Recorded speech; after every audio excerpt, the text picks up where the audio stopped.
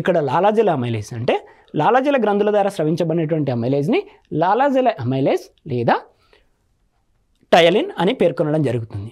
అదే అమైలేజ్ మనకి క్లోమ గ్రంథి ద్వారా కూడా స్రవించబడుతుంది.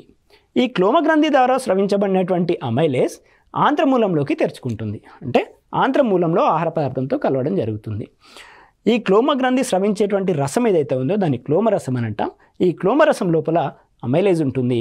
ఈ అమైలేజ్ మరలా కార్బోహైడ్రేట్స్ పైన పనిచేసి మాల్టోజ్గా మార్పు చెందుతుంది. అంటే కార్బోహైడ్రేట్స్ పైన అమైలేజ్ అనేటువంటిది పనిచేస్తుంది.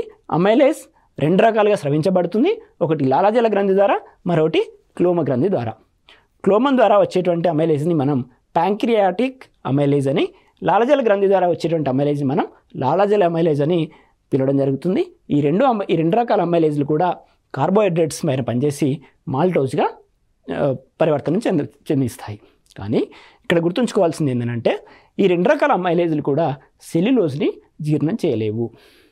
అందుకే మన జీర్ణ వ్యవస్థ లోపల మన గడ్డి అంటే సెల్యులోజ్ అనేటువంటిది జీర్ణం కాకపోవడానికి గల కారణం ఏంటంటే ప్యాంక్రియాటిక్ అమైలేజ్ కానీ లాలాజల అమైలేజ్ కానీ సెల్యులోజ్ పైన పనిచేయలేవు. అందుకే పశువులకి గడ్డి అనేది అరుగుతుంది, కానీ మన జీర్ణ వ్యవస్థలో గడ్డిని అంటే సెల్యులోజ్ని జీర్ణం చేసేటువంటి ఎంజైమ్స్ అనేటువంటివి ఉండవు.